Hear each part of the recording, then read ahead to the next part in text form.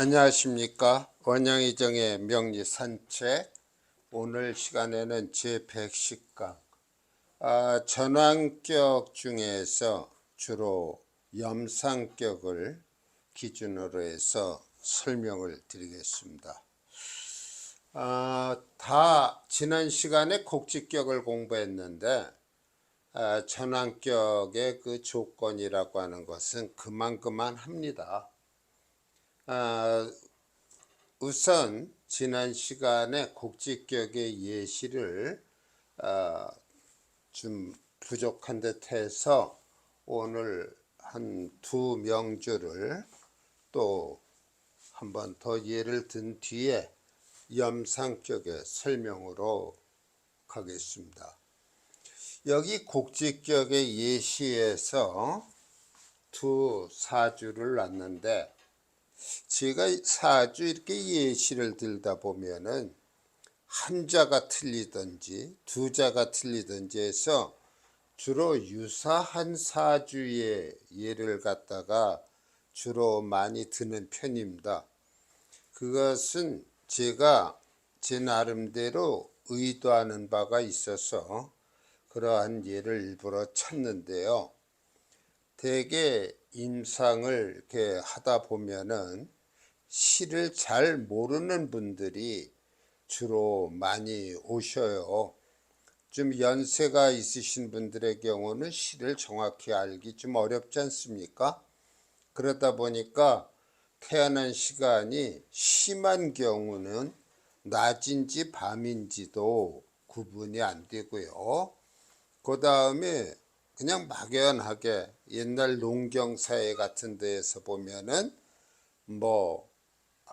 소에 아침 새죽을 끓여줄 때쯤이라든지 첫 닭이 울 때쯤이라든지 한숨 자고 나서 아이가 태어났는데 그 한밤중이었다든지 그런 경우가 많습니다. 그래서 그럴 때는 저는 미리 말씀을 드려요. 사주에 있어서는 한자만 틀려도 그 인생살이가 판이하게 달라지기 때문에 시를 모른다면은 결국 연월일을 놓고 삼주로서 사주를 보는 것밖에 되지 않기 때문에 정확치 않다. 그런 말씀을 드리게 되고 가능한 한 그 명조에 대한 설명을 드리지 않으려고 합니다. 이것도 역시 그런 의미에서 본다면 연월일이 연월 같고요. 일지가 좀 달라요. 이 사주를 편의상 A라고 하고 이걸 B라고 한다면 A 사주의 경우는 자라고 하는 일지를 놓고 있고 B는 신이라고 하는 일지를 놓고 있습니다. 시주 역시 같습니다. 그러면은 대운의 흐름도 같아요. 월주가 계묘가 되기 때문에 같습니다. 물론 남자 여자의 경우에는 대운도 순행과 역행의 차이가 있겠습니다만 이 두 사주는 다 건명입니다. 남자의 사주예요. 자, 이렇게 놓고 봤을 때 이게 곡직격이 드는가 안 되는가를 우선 봐야 되겠죠. 여기 간목의 입장에서 봤을 때 세력이 이렇게 갑니다. 물론 여기 진과 자 이것도 수국을 형성할 수가 있어요. 여기에 있는 진토는 수의 고도 되지만 토의 신고도 됩니다. 그래서 여기 있는 무토는 이 진에다가 뿌리를 내리고 있습니다. 그러면서 이 간목의 그 곡직격에 기여하는 바가 있는 그러한 진토가 되겠네요. 우리가 목에 진토는 대목지토라고 하지 않습니까? 목기를 띠고 있는 토다, 그런 얘기예요. 그래서 이 사주는 태왕합니다. 그러면은 이 목이 어디로 용신의 흐름이 가겠습니까? 목, 화, 토, 결국은 화로 설기되는 것이 좋습니다만 약해요. 그래서 설기구가 확장이 돼야 되기 때문에 토까지 우리가 설기를 시킵니다. 그러니까 결국 운을 보니까 여기에서 보면은 화운이 쭉 흘렀고 여기 무토 기토 쪽으로 이렇게 가네요. 이 지지상의 사오미라고 하는 화는요, 그 지장간 속에 토를 다 내포하고 있어요. 이 사중에 무토, 오중에 기토, 미중에 기토, 이런 식으로. 그래서 우리가 이 화가 만일에 설기구가 될 때 그것이 약하다면은 그 지장간 속에 토까지 설기 작용을 우리가 확장시켜 볼 수 있는 것입니다. 이 A라고 하는 사주는 운이 좋습니다. 이렇게 화운으로 쫙 흘러서 목화통명의 맛도 있고요. 그 다음에 무토 기토로까지 재에 이르기까지 설기구가 확장이 돼서 부귀를 누렸던 사주라고 우리가 봐야 되겠습니다. 부귀, 이렇게 얘기를 할 수가 있네요. 근데 요비라고 하는 사주는 일지가 신금이에요. 곡직격에서 신금, 이 금이라고 하는 관사를 기피합니다.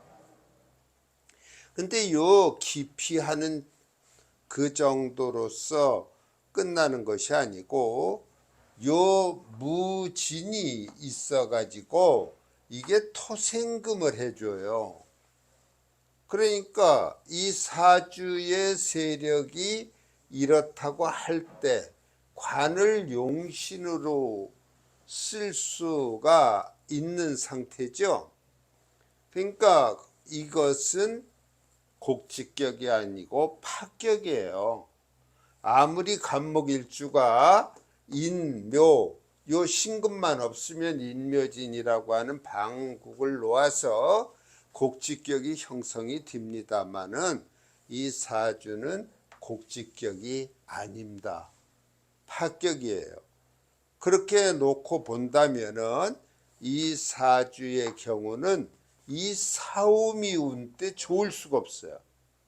왜 그러냐면 이 신금을 용신으로 쓰고자 하는데 운에서 이렇게 천간이나 지지에서 이런 화운이 온다면 이런 인생의 거의 절반 이상을 이 용신이 깨지는 운을 살게 되는 것입니다. 그렇기 때문에 사람의 삶의 그 여정을 보면은 그 삶의 성공 여부는 바로 인생의 전반기, 다시 말하면 늦어도 30, 40대에 그 뜻을 이루어야 됩니다. 근데 여기서는 그러한 시기에 용신이 깨지는 운이 와서 결국은 일어설 때에 일어서질 못해서 그냥 평생 곤고한, 아주 고통스럽고 피곤한 그러한 삶을 산 사주가 되는 것입니다. 그러니까 A사주와 B사주의 경우 단지 한자만 틀렸을 뿐인데 그 삶의 간격은 엄청 크다. 그렇게 말씀을 드릴 수 있습니다. 그 다음에 더 많은 예를 들 수도 있겠습니다만 염상격으로 가도록 하겠습니다. 염이 불사를 염자, 불타오를 염자. 불은 항상 위로 타오릅니다. 그래서 염상격이라고 하는데 병화나 정화일주가 지지에 사오미 방국을 놓던가 인호술이라고 하는 삼합국을 놓으면 염상격이 성립합니다. 물론 이때에도 그 관살이 되는 수기는 반드시 없어야 염상격이 성립하겠죠. 근데 요 금도 꺼리게 됩니다. 왜냐하면 이 금이 수를 생해주기 때문에 그렇습니다. 그래서 꺼리는 것은 금과 수가 되고 반기는 것은 오직 목화가 된다. 다행히 토의 경우 만약에 그 사주가 태왕한데 설기하는 작용이 약하다면 토까지 뽑아서 설기구를 확장할 수 있기 때문에 토는 반기는 쪽에 넣어도 되겠네요. 여하튼 간에 이 염상격은 높은 관직이나 부기를 이룬다고 합니다. 그런데 다른 전환격에 비해서 이 염상격은 대체로 수명이 가장 부족하다. 그런 얘기를 하네요. 그것은 불타고 나면은 쟤는 날아가 버린다. 그러한 이치라고 합니다. 여하튼 간에 이 전환격 중에서 염상격은 활활 타오르는 한창 때야 자신의 능력을 능히 발휘하면서 살겠지만 나중엔 한 줌의 재가 되어서 날아가는 그런 형상을 보인다고 해서 수명이 좀 짧다 그런 얘기를 하네요. 자, 염상격의 예시를 보겠습니다. 여기 병화일주죠. 병화일주가 인호술 화국을 놓고 있습니다. 여기에 병화 염상격에서 꺼리는 수기는 없어요. 수기는 없고 이 술 중에 신금, 여기도 신금, 여기도 천간에도 경금이 하나 있습니다. 그러나 이러한 뜨거운 화국 위에 놓여 있는 이 경금은 힘을 쓸 수가 없습니다. 이럴 때에는 염상격에 크게 방해가 되지 않고요. 그 다음에 여기 술이 경금의 뿌리처럼 느껴지지만 인호술 할 때는 이 술은 이미 화에 고가 되고 있어요. 화에 고가 되고 이 안에 들어있는 신금 또한 그 불길에 스스로의 모습을 드러내기가 어렵습니다. 그래서 이 사주의 경우에는 염상격으로서의 모습을 갖춘 곤명, 여자의 사주가 되기 때문에 대운을 보면 역행으로 진행이 돼야 되겠죠. 여기서 보면은 이런 사운이 있고 인묘진이라고 하는 모군이 있습니다. 천간상으로는 토운과 화운, 모군이 이렇게 흐르고 있네요. 운이 나쁘지 않습니다. 왜? 염상격에서 반기는 것은 모군과 화운이 되기 때문입니다. 그래서 여명으로서 좋은 가정에서 행복한 그러한 삶을 누린 사주라고 볼 수가 있고요. 그 다음에 이 옆에 있는 사주를 보면은요, 정화일주가 역시 5, 4, 4 이런 화국을 놨어요. 그리고 자기의 천간에 있는 세력과 견줘 볼 때 이러한 세력을 갖게 되네요. 염상격이라고 볼 수 있습니다. 그런데 이 사주에 결점이 있습니다. 태왕하지 않습니까? 그러면은 화생토로 설기가 돼야 되는데 설기저가 약합니다. 이럴 때에는 이 사중에 경금이 들어 있습니다. 사를 갖다가 금의 생궁이라고도 하지 않습니까?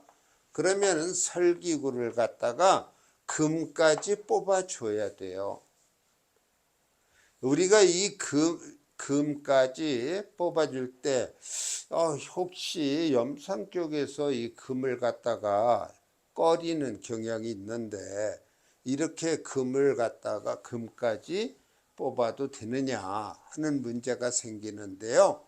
이 사주는 결국 그 오행상으로 봤을 때 오로지 화와 그 다음에 토와 그리고 암장 속에 금 그렇게 삼기격이 됩니다. 이걸 우리가 삼기 성상격 그렇게 얘기를 하는데 화일주가 충분히 태왕이에요. 그럴 때 화생토 토생금으로 설기를 해줘야 순리대로 살아갈 수가 있습니다. 다음 시간에 염상격에 대한 예를 한번 더 들어보고요. 그 다음에 가세격으로 가도록 하겠습니다. 오늘 강의 여기서 마치겠습니다. 감사합니다.